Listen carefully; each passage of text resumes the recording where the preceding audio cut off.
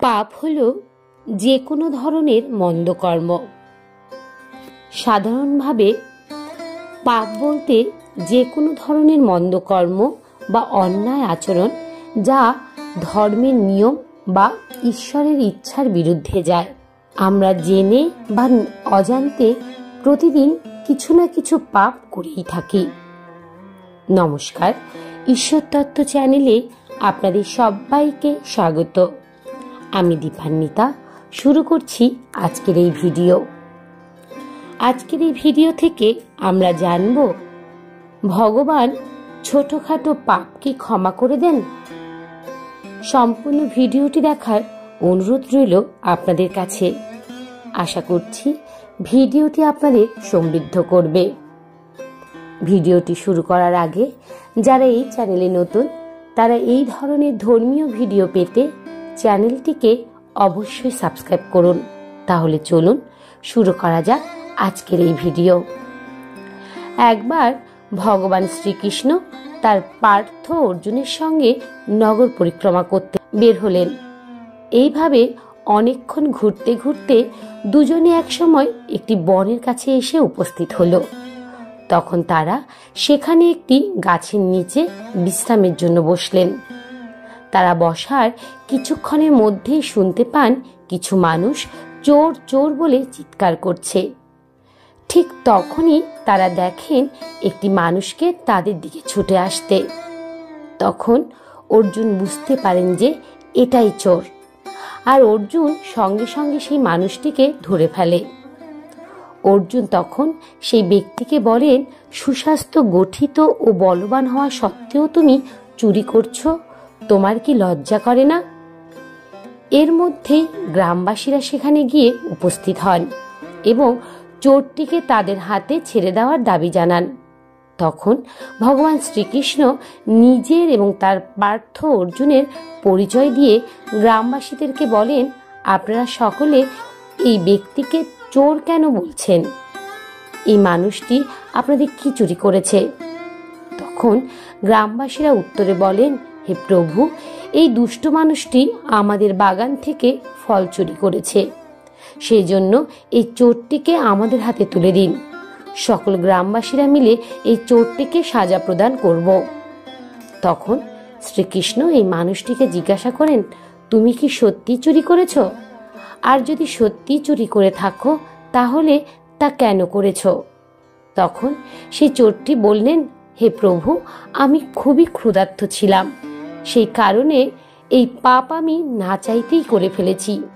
এটা শোনার পর ভগবান শ্রীকৃষ্ণ গ্রামবাসীদের বললেন, এই ব্যক্তি নিজের দোষ স্বীকার করে নিয়েছে এবং সাজাস্বরূপ সে 1 মাস পর্যন্ত আপনাদের খেতে কাজ করবে। 1 মাস সাজার কথা শুনে সে চোর ভগবান শ্রীকৃষ্ণের কাছে অনুরোধ করে বলে যে, হে প্রভু, এটা আমার প্রথম ভুল ছিল, কৃপা করে আমাকে ক্ষমা করুন। ক্ষমার কথা শোনার পরেই ভগবান শ্রীকৃষ্ণ তার সাজা 1 মাস থেকে বাড়িয়ে 6 মাস করে দেয়। শ্রীকৃষ্ণের সাজার কথা শোনার পর গ্রামবাসীরা সেই চোরটিকে নিয়ে সেখান থেকে চলে যান।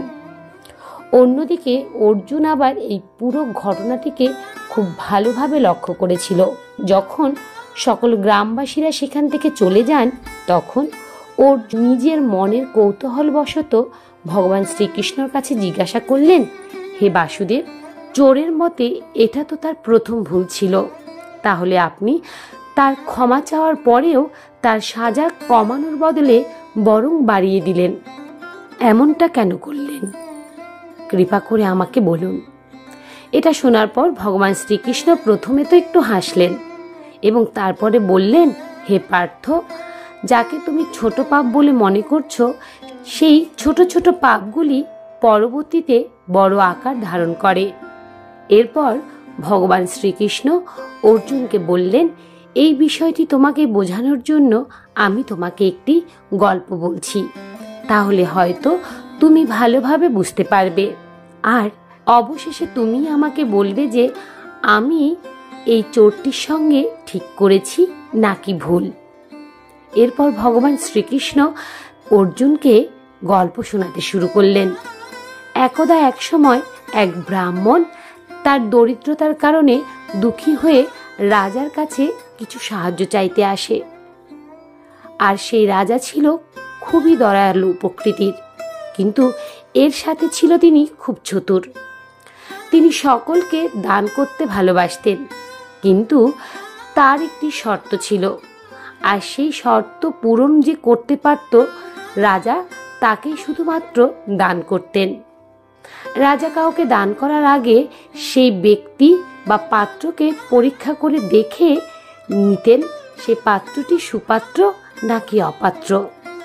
আর রাজার এই পরীক্ষায় পাশ করতে পারলেই রাজা সেই ব্যক্তিকে তার ইচ্ছে অনুযায়ী দান করতেন। রাজা দান করার আগে মানুষের পরীক্ষা নেওয়ার জন্য 4টি দরজা নির্ধারণ করেছিলেন, আর প্রত্যেকটি দরজায় একটি করে শর্ত ছিল। এই 4টি দরজার প্রত্যেকটি শর্ত পূরণ করতে পারলেই তবেই সে রাজার কাছ থেকে সাহায্য পেতে পারে।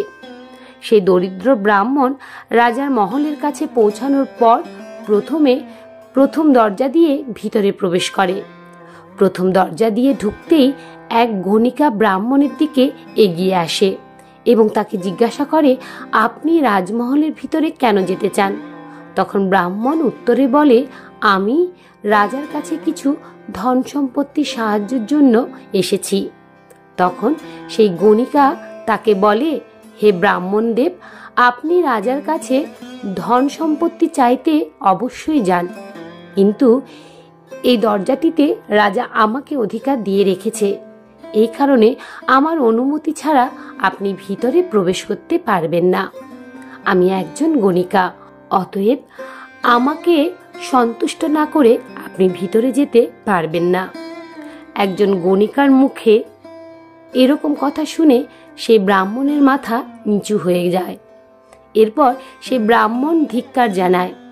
তখন সেই গণিকা ব্রাহ্মণকে বলেন, তাহলে আপনি অন্য দরজা দিয়ে ভিতরে যান। তারপর সেই ব্রাহ্মণ অকর্ম করার থেকে ভালো অন্য দরজা দিয়ে যাওয়াই শ্রেয় মনে করে। এরপর যখন সেই ব্রাহ্মণ দ্বিতীয় দরজার দিকে ভেতরে প্রবেশ করে, তখনই তার সামনে 2জন দুয়ার রক্ষক এসে দাঁড়ায়। আর তারা ব্রাহ্মণকে বলে, এই দুয়ারের দায়িত্ব রাজা আমাদেরকে দিয়েছে, যে আমাদের শর্ত মেনে নেবে তারাই কেবল এই দরজা দিয়ে ভিতরে যেতে পারবে। এরপর তারা ব্রাহ্মণকে বলে, আমাদের মাংস অতি প্রিয়, আর এখন ভোজনের সময়ও হয়ে গেছে, আর আজকে ভোজনে হরিণের মাংস রান্না হয়েছে। তাহলে চলুন, আগে আপনি আমাদের সঙ্গে ভোজন করবেন, মহারাজের সঙ্গে দেখা করবেন। এই শুনে ব্রাহ্মণ বলে, আমি একজন নিরামিষাশী ব্রাহ্মণ, আমি মাংস খেতে পারবো না। এটা শুনে এই দুয়ারের রক্ষকরা পরিষ্কার জানান, তাহলে তারা এই দুয়ার দিয়ে মহলে প্রবেশ করতে দিতে পারবেন না, আপনাকে তবে অন্য কোনো দরজা বেছে নিতে হবে। এরপর ব্রাহ্মণ তৃতীয় দুয়ারে গিয়ে পৌঁছায়। সেখানে গিয়ে ব্রাহ্মণ দেখে কিছু জন নেশা জাতীয় দ্রব্য পান করছিল। ব্রাহ্মণ তাদের না দেখার ভান করেই ভেতরে যেতে শুরু করে।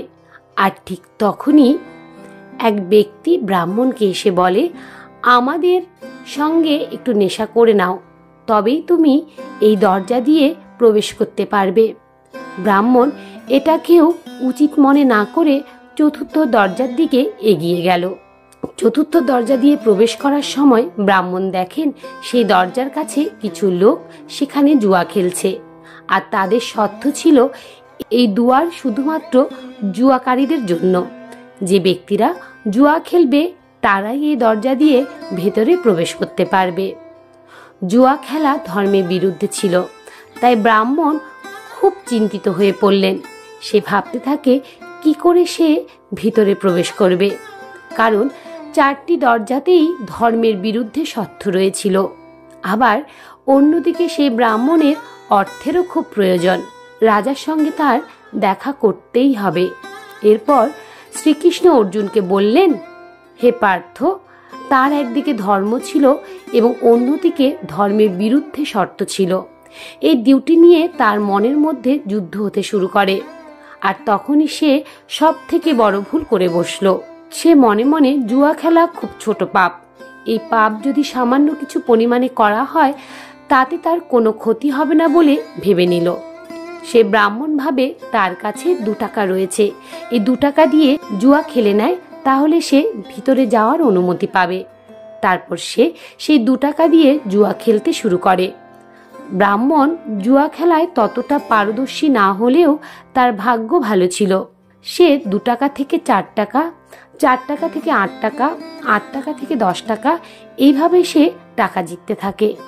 এমন পরিস্থিতিতে ব্রাহ্মণ রাজার কাছে যাওয়ার কথা ভুলেই যায়, আর সে জুয়া খেলায় প্রচুর পরিমাণে মত্ত হয়ে যায়। এরপর সে সন্ধ্যার মধ্যে 1000 টাকার অর্থ জিতে নেয়। সন্ধ্যার সময় জুয়ার আসর বন্ধ হয়ে যায়। সে ব্রাহ্মণ তখন সারাদিনে কিছুই খায়নি, সে ক্ষুধায় কাতর ছিল। তার কাছে ভুল পথে সঞ্চয় করা টাকা ছিল, তাই বুদ্ধিও এদিক ওদিক হতে শুরু করে।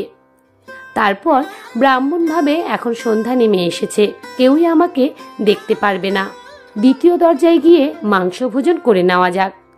যার মাধ্যমে তার ভোজন করা হয়ে যাবে, তারই সঙ্গে কোনো টাকাও খরচা হবে না। আর এ তো শুধু সামান্য পরিমাণের পাপই হবে, এতে আমার কি হবে? আর আমি তো অন্যের পাপের প্রায়শ্চিত্তই করাই, সেক্ষেত্রে আমার পাপেরও প্রায়শ্চিত্ত আমি নিজেই করে নেব। এইভাবে ব্রাহ্মণ গেল দ্বিতীয় দরজায়। দ্বিতীয় দরজায় গিয়ে ব্রাহ্মণ মাংস আহার করে নেয়। এর আগে কোনোদিন ব্রাহ্মণ মাংস আহার করেনি, এ কারণে প্রথমবার মাংস আহার করার পরে ব্রাহ্মণের শরীর অন্যরকম লাগতে থাকে। তখন ব্রাহ্মণের ইচ্ছা জাগে নেশা জাতীয় কিছু পান করার। সেই অবস্থায় ব্রাহ্মণ তারপরে সে ভাবে এ তো শুধু সামান্য পরিমাণের পাপই হবে, আর কি হবে। এই ভেবে সে তৃতীয় দরজা থেকে নেশা জাতীয় দ্রব্য পান করে। এমতো অবস্থায় ব্রাহ্মণ 3 প্রকার নেশায় জর্জরিত ছিল।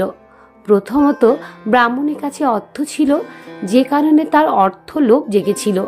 দ্বিতীয়ত, ব্রাহ্মণ মাংস আহার করে, সেই জন্য তার মনের মধ্যে আমিষ খাবারের নেশা ছিল।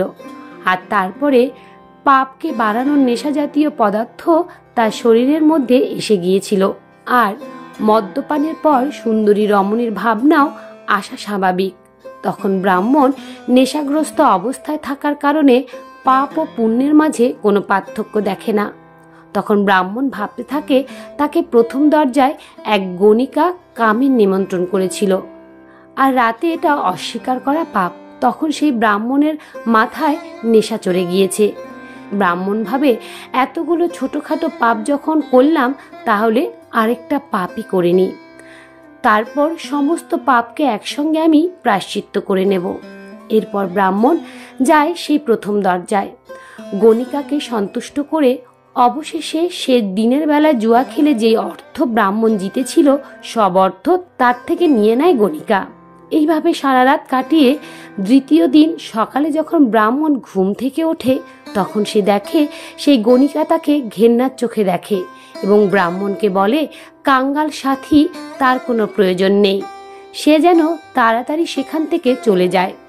অন্যদিকে এই সমস্ত খবর রাজার কাছে পৌঁছে গিয়েছিল।